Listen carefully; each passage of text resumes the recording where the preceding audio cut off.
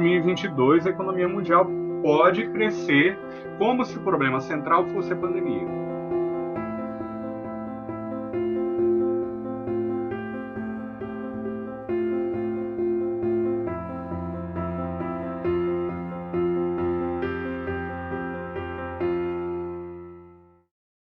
Olá, bem-vindo, bem-vinda ao canal da Fundação Escola de Sociologia e Política de São Paulo.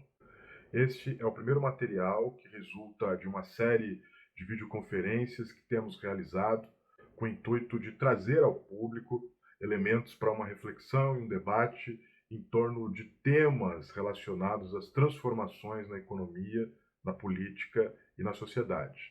A Cátedra Celso Furtado, que abriga esse conjunto de reflexões, é um espaço de pesquisa e debate sobre temas relacionados à ciência social aplicada, sempre com uma perspectiva de problematização que busque as tendências mais estruturais da sociedade para além do curto prazo e a atuação dos atores políticos nesse conjunto de processos. A série Cátedra Celso Furtado é uma reunião de algumas dessas videoconferências, difundidas em versão compacta para vídeo e podcast, e que você pode conferir a partir de agora nos nossos canais da internet.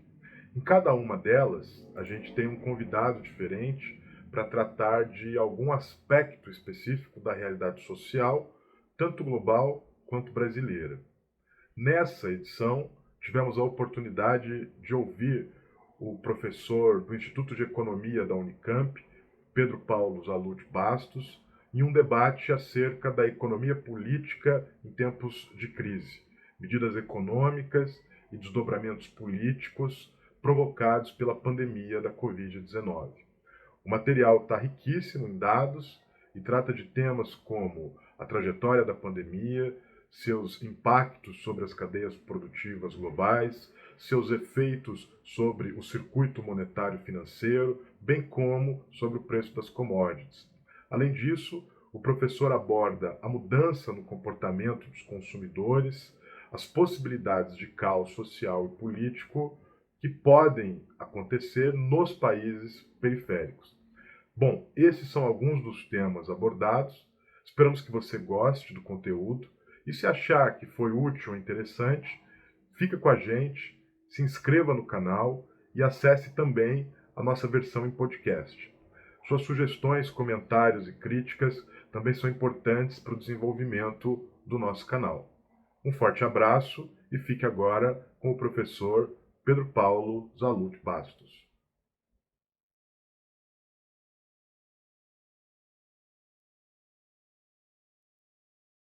Os mercados, tanto os mercados não bancários quanto os mercados bancários, Estados Unidos, ou na Europa, né, o Japão, simplesmente congelaram em março. Né? Ninguém prestava para ninguém. E, na verdade, as empresas conseguiram tirar dinheiro dos bancos quando elas tinham já determinadas linhas de crédito pré-aprovadas. Então, teve uma corrida para retirada desses recursos. Todos buscaram ficar líquidos. Inclusive, muitos bancos e muitas empresas, para conseguir pagar esses recursos líquidos exigidos, tiveram que vender títulos da dívida pública americana. Então, você teve um problema até de liquidez no mercado mais líquido do mundo, que é o dos títulos da dívida pública americana. Né? Então, digamos, o que estou querendo dizer é que o efeito que isso vai ter sobre o equilíbrio patrimonial das empresas é muito significativo, é de médio prazo, vai produzir muitas falências e certamente uma retração do investimento produtivo por muito tempo. Né? E com impacto também enorme sobre o emprego e sobre, evidentemente, a capacidade das famílias pagarem suas próprias dívidas. Tá? Então, mesmo no cenário, digamos, mais pessimista do FMI, se imagina que em 2022 você tiver, de fato, uma retomada da pandemia em 2021, em 2022 a economia mundial pode crescer como se o problema central fosse a pandemia. Né? E, aparentemente, o problema central, passada a pandemia, vai ser outro, vai ser o endividamento corporativo.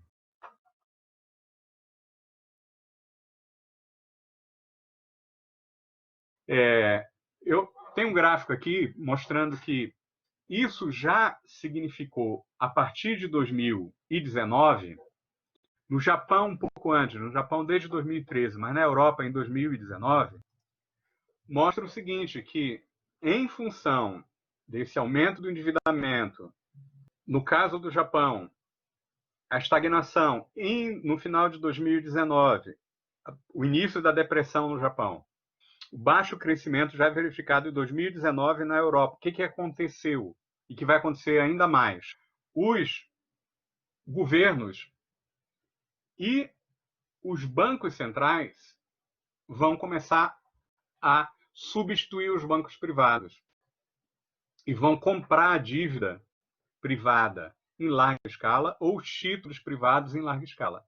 Nunca aconteceu algo parecido com o que aconteceu na semana passada, em que o Banco Central americano, o Fed, passou a comprar até títulos de pequenas e médias empresas.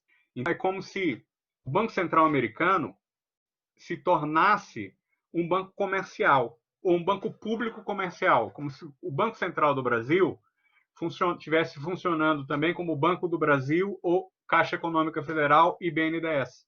Só que isso já vem ocorrendo no Japão desde depois da crise, mas principalmente ali depois de 2013, e na Europa vem crescendo desde 2016, mas se aprofundou, né, muito ali no final de 2018 e 2019. Não tem dados ainda para o Banco Central americano. Mas isso mostra que os bancos centrais entenderam que as dívidas são impagáveis e que as corporações não iam ter capacidade de pagar as dívidas e, por conta disso, os bancos privados não iam ter capacidade não iam ter a vontade de rolar o endividamento privado. Então, a gente está vendo essa nacionalização das operações bancárias e, ao mesmo tempo, uma socialização dos prejuízos. Consequência colateral é uma elevação tremenda da dívida pública. Então, essa daqui é a previsão de crescimento da dívida pública para países avançados, países emergentes e países de baixa renda. Em 2020, também é um relatório do FMI, que é o Global Financial Stability Report. Para os países desenvolvidos, a expectativa é, em 2020, um crescimento superior a 10 pontos percentuais da relação dívida pública em relação ao PIB. Para os países emergentes e de renda média, como o Brasil, também algo em torno de 10%. E para os países de renda mais baixa, um crescimento menor, mas, no entanto, um crescimento muito menor do estoque, mas um crescimento muito grande do custo da dívida em relação à receita.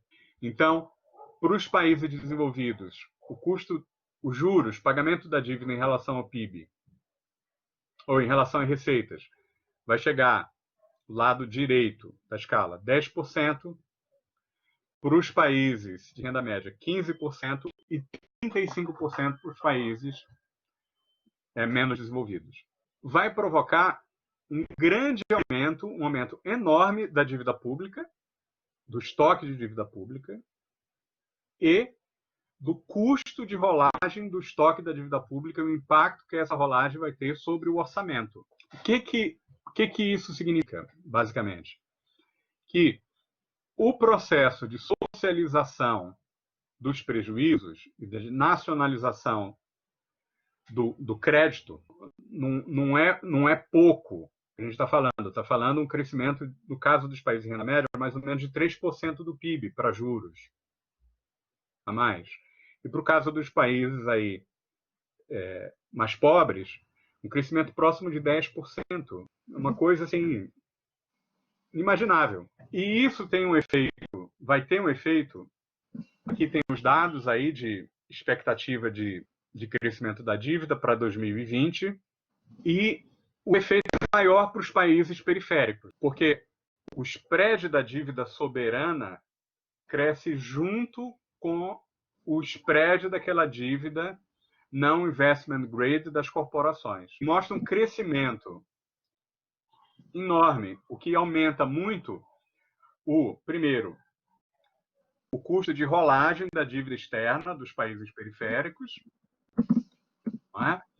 E um risco muito grande na Europa, particularmente para a Itália. Vai depender muito do que o Banco Central Europeu for fazer.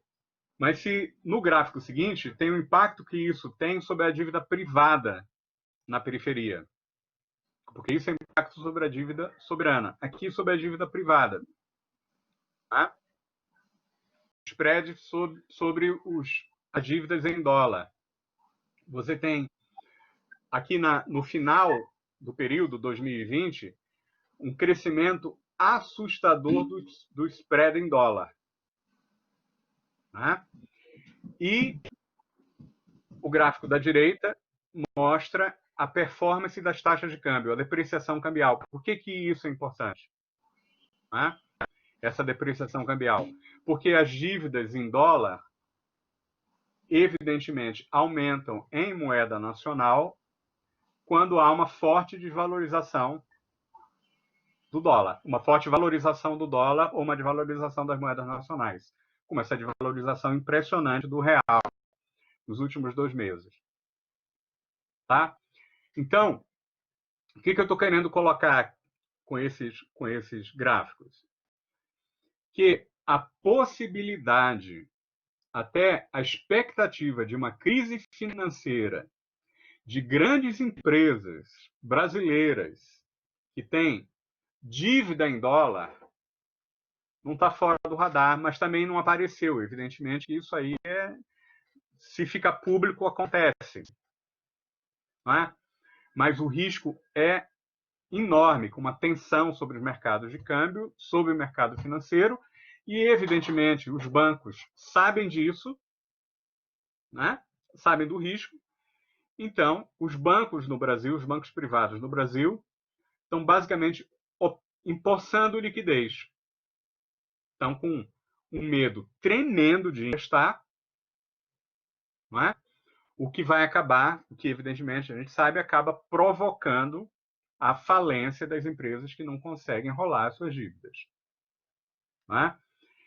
E a gente não sabe qual é a extensão da ação que os bancos públicos vão ter dado o governo Bolsonaro. Porque o governo Bolsonaro, na semana passada, o presidente do BNDES diz que nessa situação não há por que o BNDES assumir mais risco. Porque ele já tinha feito isso em 2009, supostamente isso não deu certo. Já tinha feito isso também, de certo modo, depois de 2013, isso também não deu certo. Não é?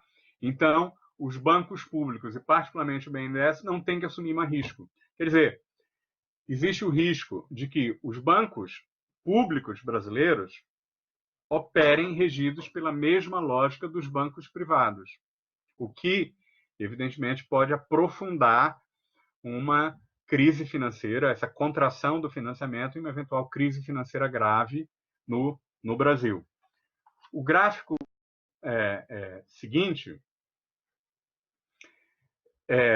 tem alguns dados que depois vocês podem ver com mais calma sobre tanto de queda do comércio internacional, o que tem um impacto, evidentemente, enorme sobre as economias periféricas, e a queda dos preços das commodities das economias periféricas. Evidentemente, as economias periféricas mais ricas são as exportadoras de produtos de energia e metais. Né? Claro, os produtos agrícolas vão ter uma queda de preço muito menor, mas os metais e os produtos energéticos vão ter uma queda de preço profunda, provavelmente também em 2021. Né?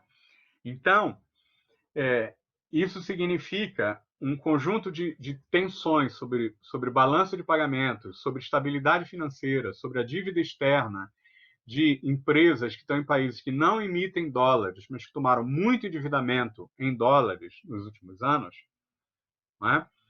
O que arrisca a possibilidade de termos uma crise financeira profunda em vários países periféricos, com os efeitos que isso tem, a gente sabe, efeitos dominó.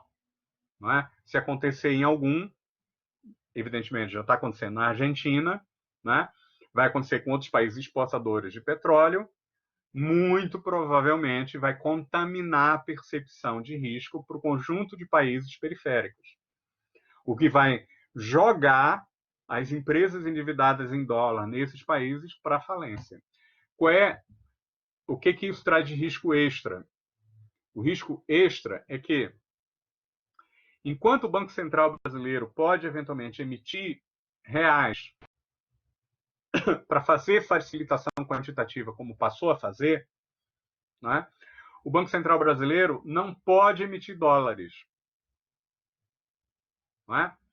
Então, é claro que nós temos muitas reservas, mas o problema é que essas reservas são públicas. As reservas não são das empresas privadas. Não é? E o custo de compra dessas reservas está ficando cada vez mais caro. E é exatamente isso que joga as empresas privadas endividadas em dólar na possibilidade de insolvência, quando não conseguem enrolar suas dívidas.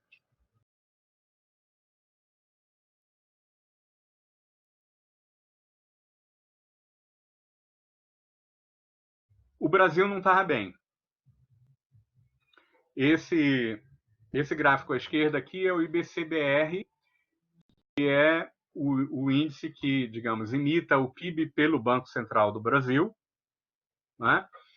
E que mostra uma grande desaceleração da economia brasileira a partir do último trimestre do ano passado, né? Que já se refletiu também no PIB trimestral do último trimestre, lá calculado pelo IBGE, né? E essa desaceleração, estagnação continua ali em janeiro, e de mês a mês tem uma melhoria em fevereiro, né? Só que no acumulado de 12 meses em fevereiro, quer dizer, antes do isolamento social, no acumulado de 12 meses, o IBCBR de fevereiro, nos 12 meses, cresceu 0,66. Certo? Então, uma grande desaceleração em relação ao PIB de 2019. Tá claro?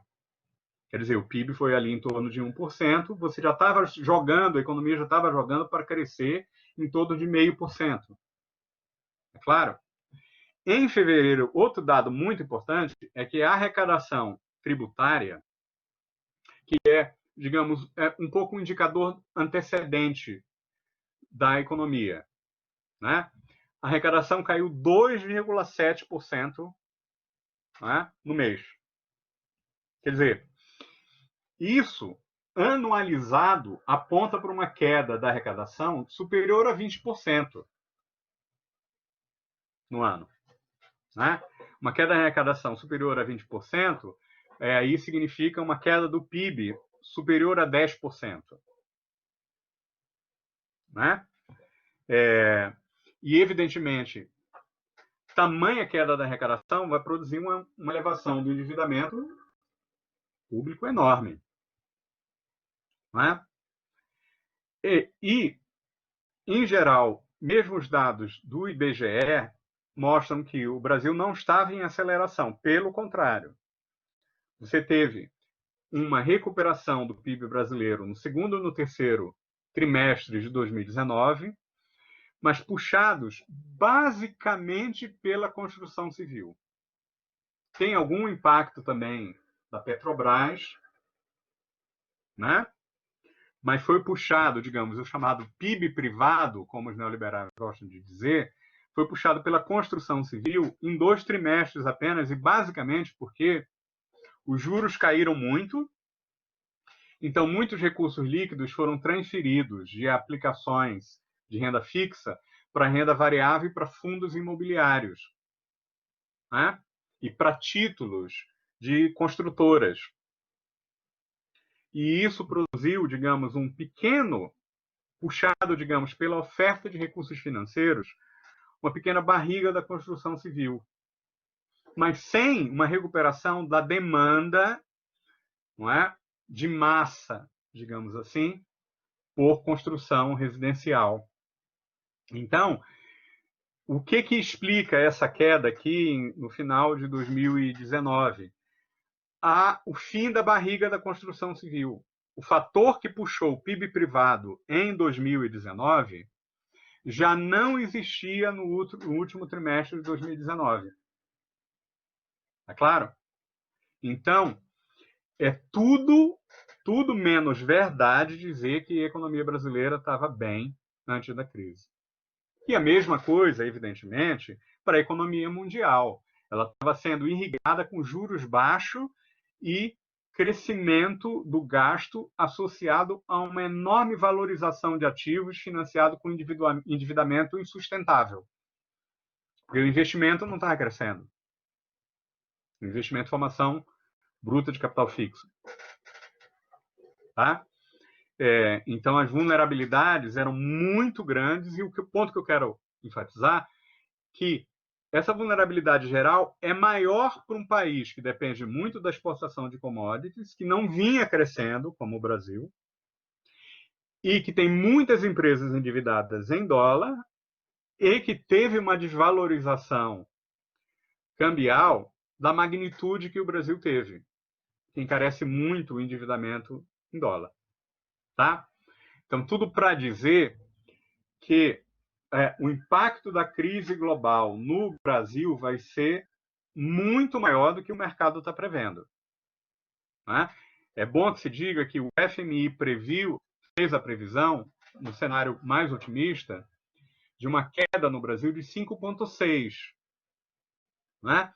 Que já era mais do que o dobro do que as previsões de mercado, que demoraram muito a ajustar.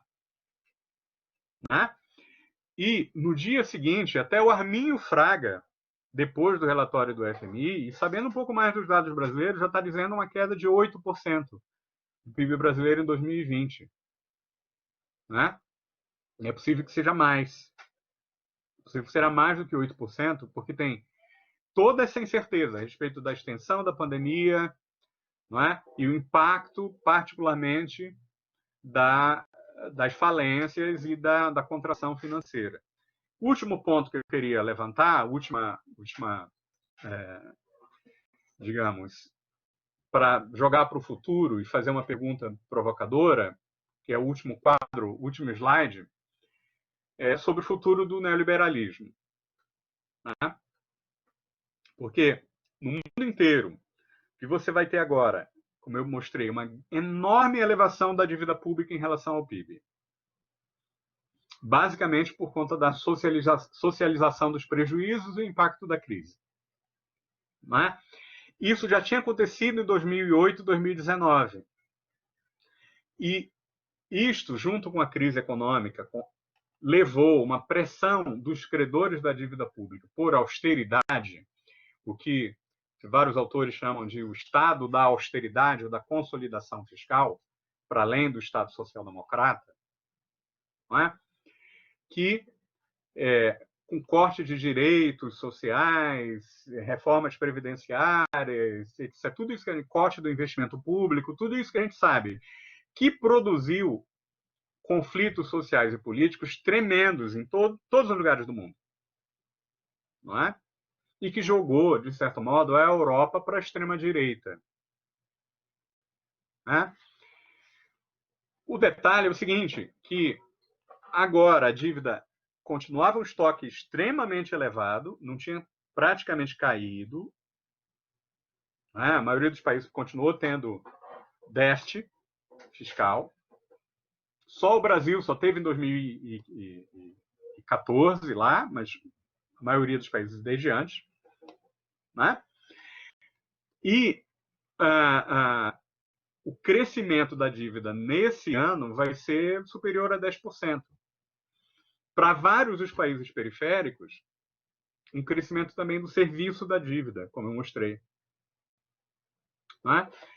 E uma pressão dos credores internacionais, inclusive, por austeridade, para pagar a conta da dívida. Não é? Então, a gente muito provavelmente vai ter em dobro os conflitos, os tipos de conflito a respeito do Estado, não é? Se vai ser o Estado de consolidação fiscal, ou se vai ser o Estado de garantia de direitos sociais, que nós tivemos depois da crise de 2008, isso vai ser aprofundado a partir desse ano, dos anos que se seguem. Esse ano menos, mas a partir dos anos que se seguem, isso vai ficar muito claro. A disputa sobre o custo, pagamento da conta da crise. Né? E a pergunta que eu queria levantar, que eu também, evidentemente, ninguém sabe responder, eu não sei responder, é se essa experiência de solidariedade coletiva, de vulnerabilidade social, de percepção da dependência de todos em relação à ação coletiva, a necessidade da ação do Estado e a sensação de que você só consegue resolver um problema se você for parte de uma coletividade que age de um mesmo modo. Se isso pode ou não influenciar a opinião pública, a ideologia política a longo prazo, não é? Porque eu não tenho a menor dúvida que a tentativa pós-crise de nós termos um neoliberalismo em dobro ou austeridade em triplo, agora eu tenho muitas dúvidas que ela vai ter legitimidade social e política para ser implementada. É exatamente essa lógica, mas essa lógica que eu quis apontar é que ela torna esse capitalismo extremamente frágil para as crises. As crises não são aquelas recessões de curto prazo que tendiam a ocorrer no período pós-Segunda Guerra Mundial. Não é? São crises que tendem a provocar problemas financeiros, uma onda de falências, uma ampliação do desemprego. É claro que isso acontecia mais na periferia desde a década de 80, várias décadas perdidas, mas passou a também ocorrer nos países capitalistas centrais a partir de 2008. Não é? Então,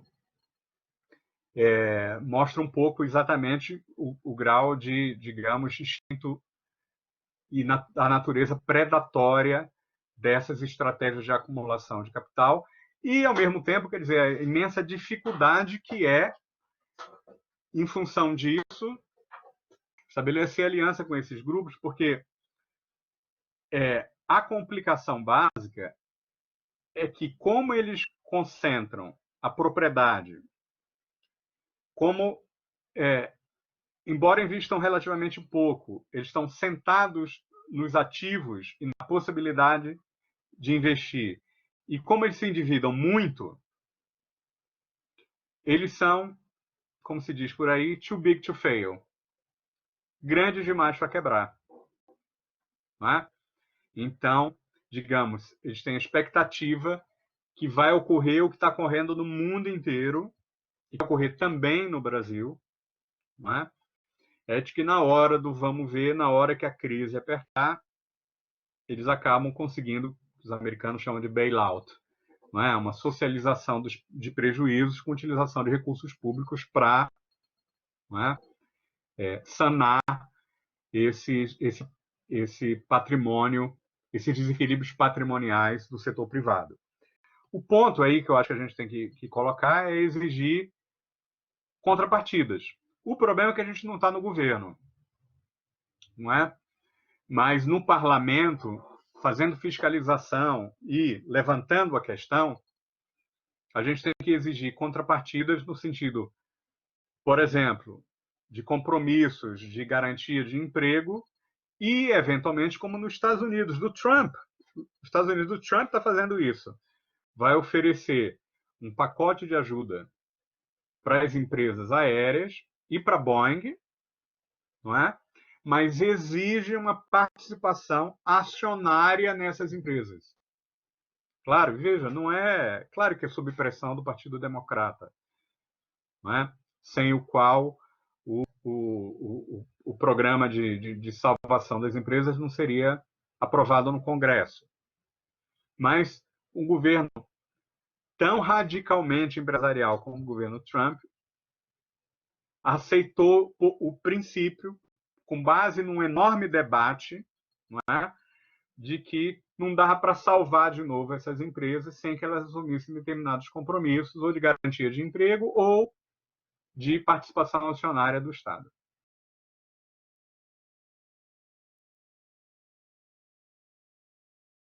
Esse afastamento dos liberais ou dos neoliberais clássicos, mais civilizados, né?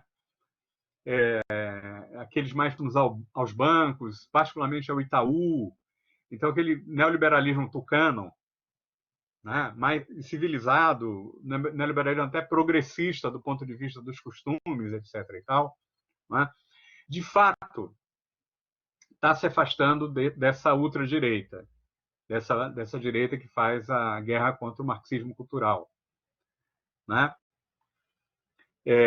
Mas eu acho que isso expressa uma fissura, digamos, profunda nas, digamos, frações do capital que são representadas por esses ideólogos. E me parece que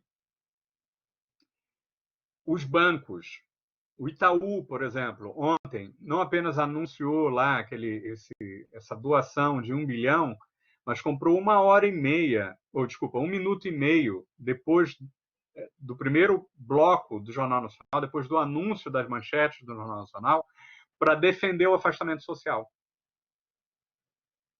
Né? A Globo, todo o aparato, digamos, de mídia da Globo, não só, enfim, a TV, todo o aparato de mídia, basicamente está fazendo a política de saúde no Brasil. Né? Quer dizer, o espaço que eles deram para o Mandetta, tanto no jornal, na Globo News, quanto no Jornal Nacional, é impressionante, reforçando o recado do Mandetta, não é? Para o conjunto da população. E, inclusive, na negociação da publicidade, né? No horário nobre de TV. Publicidade muito claramente seletiva para defender esse recado. Né? O que deixa claro é o seguinte, que pelo menos uma parte do empresariado brasileiro está rompendo claramente com o Bolsonaro. Né?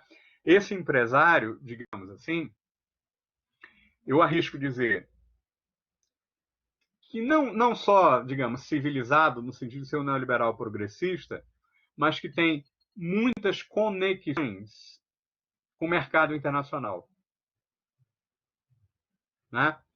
Então, isso é o caso do Itaú, isso é o caso da Globo, e me parece que eles percebem, inclusive, não apenas o impacto que o Bolsonaro pode ter sobre a ordem social no Brasil. Acho que eles percebem isso, que o Bolsonaro é produtor de caos, e para eles caos não interessa.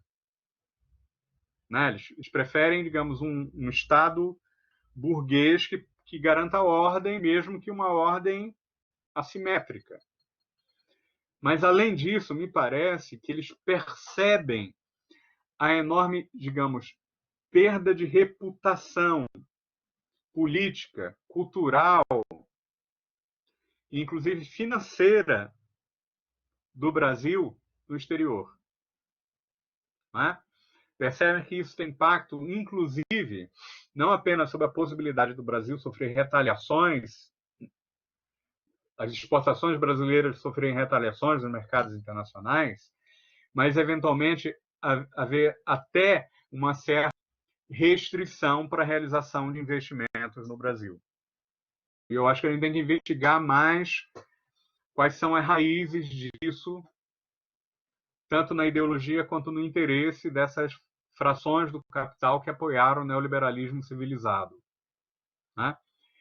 Quem está com o Bolsonaro, me parece, além desses ultraliberais, além dos terraplanistas, é cada vez mais tanto o pessoal do SCAF, o Diálogo para o Brasil, né, quanto o pessoal do varejo. Essa união dos empresários do varejo que constituíram, digamos, uma fração burguesa relativamente autônoma e que me parece que é a base fundamental de apoio do Bolsonaro e que, inclusive, aproveitou a primeira emenda, o primeiro decreto ou a primeira emenda provisória que o Bolsonaro colocou, abrindo a possibilidade de suspensão do salário por 4 meses.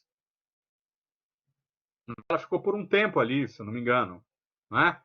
E o chamado velho da van demitiu 11 mil empregados nessa janela, né? Então, pessoas que não, enfim, não tiveram, pelo menos naquele momento, nenhum das possibilidades de compensação que foram oferecidas sob pressão social depois. E há um movimento, me parece, de muitas empresas recorrerem, saiu uma matéria hoje no Valor, né, na Justiça, para ter essas mesmas condições que o velho da van teve. Não é? Então, eu acho, sim, que há o início de uma fratura naquela unificação da burguesia contra o PT. Ela se unificou contra o PT, mas agora ela não está unida na sustentação da alternativa prática concreta ao PT, hoje em dia. Porém, eu não sei, digamos, o grau de arrependimento que tanto essa grande burguesia quanto os neoliberais civilizados têm em relação ao PT. Eu não sei, sinceramente, não sei dizer mesmo, não é? O quanto eles voltarão aos velhos hábitos quando a crise passar, quando a conta da crise chegar, quando a dívida pública tiver aumentado, ultrapassado 100%, como imagina o FMI, para o caso brasileiro, dívida bruta, acima de 100%. Né? O quanto que eles vão exigir de novas reformas. Parte da equipe econômica é mesmo a equipe econômica apoiada pelo Itaú, né, e que estava no governo Temer. Claro, o Mansueto de Almeida é talvez a principal figura, mas ainda há pouco ainda estava o Marcos Mendes. Não é? Então, eu não sei até que ponto esse pessoal vai continuar aliado para definir a pauta em relação ao gasto público e aos direitos sociais depois da crise. Porque pode ser um realismo, como colocou o Ângelo, mas, digamos, um realismo de ocasião, um keynesianismo de ocasião, só para evitar um total caos social, que eles sabem que pode afetá-los política e economicamente também. Mas que depois, eventualmente, se as coisas se normalizarem, eles vão exigir um retorno ao velho normal. Não sei até que ponto eles vão fazer isso ou não.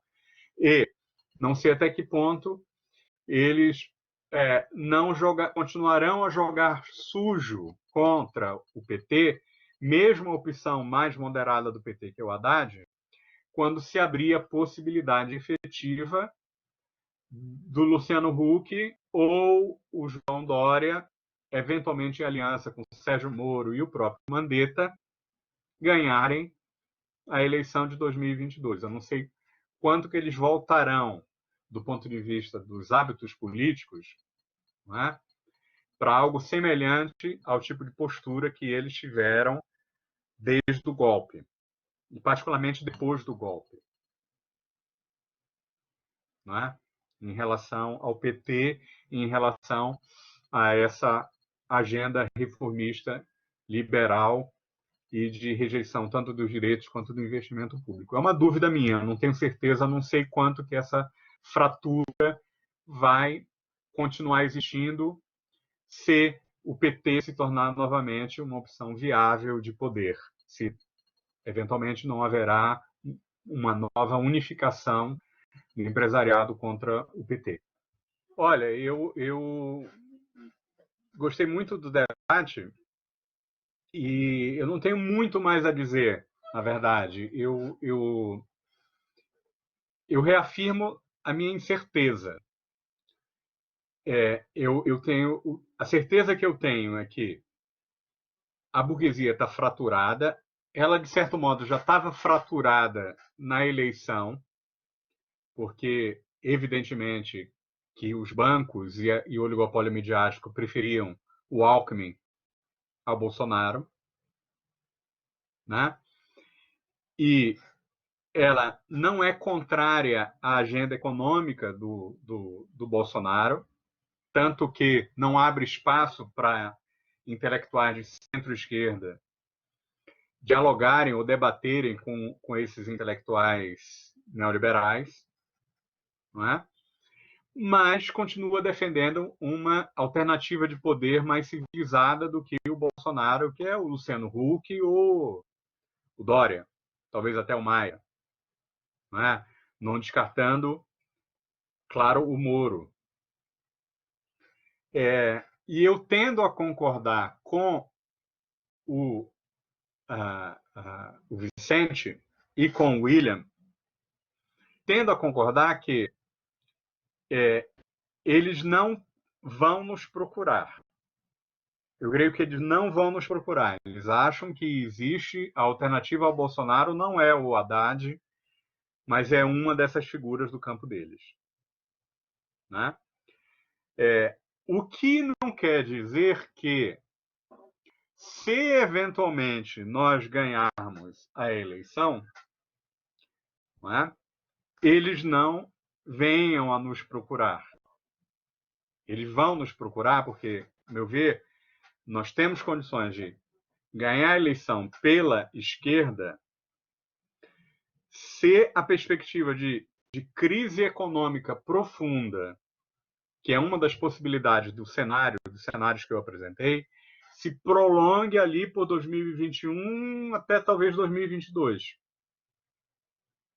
Né? Então, ter uma crise de 8, 10% esse ano, em 2021 uma nova queda do PIB e uma recuperação, uma estagnação em 2022. Aí não tem chance, porque aí eles estão em risco de quebrar, as empresas podem quebrar, os bancos podem quebrar, e o povo vai querer uma alternativa, né? Fora desse campo. Então, aí, nesse caso, eu acho que não é impossível refazer algumas alianças, mas desde que a gente tenha a possibilidade de ganhar a eleição e, portanto, a gente esteja sustentado numa base popular ampla. Então, sem prejuízo do eventual diálogo, que não somos nós mesmos fazer, né? Eu acho que a estratégia dos partidos de esquerda é aproveitar, digamos, as janelas de oportunidade de ampliação do debate e de pensar o que até 2 meses atrás era impossível. Porque até 2 meses atrás, quem imaginava que o Trump ia defender renda básica universal nos Estados Unidos, pelo menos por 3 meses? Né? Ou que ia defender que o governo americano tivesse ações nas grandes empresas? Quem ia imaginar que o Paulo Guedes ia aprovar um programa de R$ 600 para trabalhadores informais? Né? Eles queriam dar 200 e aquilo ali já era muito, na verdade. Então, o que eu estou querendo dizer é que esse momento, eu acho que é um momento de abrir, utilizar as janelas novas que se abriram de possibilidade de pensar alternativas. Não é? A princípio, aí eu tenho minhas dúvidas se a alternativa socialista já estaria colocada, digamos, nesse curto prazo. Eu tenho minhas dúvidas. Eu acho que não. Eu acho que não. Pelo menos, digamos, como bandeira para capturar essa opinião pública num prazo relativamente curto até a eleição, digamos assim. Né? O que não quer dizer que um reformismo forte de centro-esquerda, pela esquerda, dentro do capitalismo, não possa ser proposto. Né? Então, agora é o caso de dizer que, olha, a conta tem que ser paga por quem paga impostos. Então, reforçar a bandeira de impostos contra grandes fortunas, impostos progressivos fortes sobre a renda, a valorização dos bens públicos, tão evidentes agora no momento da crise, o SUS, a educação, a ciência. Não é? Então, eu acho que esse momento, digamos, sem prejuízo dos políticos conversarem com empresários que estão desgostosos com o Bolsonaro, é o momento, eu acho, de a gente fazer um grande esforço de mudança das pautas, da mudança do debate, tentar jogar, alongar o espaço do que pode ser considerado possível. Não é? Quando o ex-presidente do Banco Central americano disse que o Banco Central americano tem que imprimir moeda para financiar o gasto público. Isso é inimaginável no pós-neoliberalismo.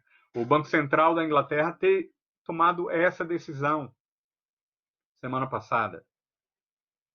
O FMI praticamente sugerir isso num desses, enfim, com muito mais de uma moda mais moderada, mas dizendo que vai ter que ter muita emissão para comprar papel, inclusive para evitar uma crise na Europa. Então, comprar papel da Itália, da dívida pública italiana, né? Então, digamos, renda básica universal, etc. Eu acho que agora é um momento de aproveitar essa janela que se abriu para fazer um debate ideológico que confronte o neoliberalismo, porque, inclusive, até os neoliberais estão sendo realistas para defender o keynesianismo de ocasião. Né? Então, eu acho que, digamos, a sugestão que eu teria para pensar a estratégia é concentrar na educação e na ampliação das bases populares, né? Fazendo o debate ideológico, o debate da educação com essa direita enlouquecida que está perdendo reputação, de modo veloz, né? Mais do que propriamente buscar realizar conversas que anunciem uma determinada moderação no programa, pelo menos agora.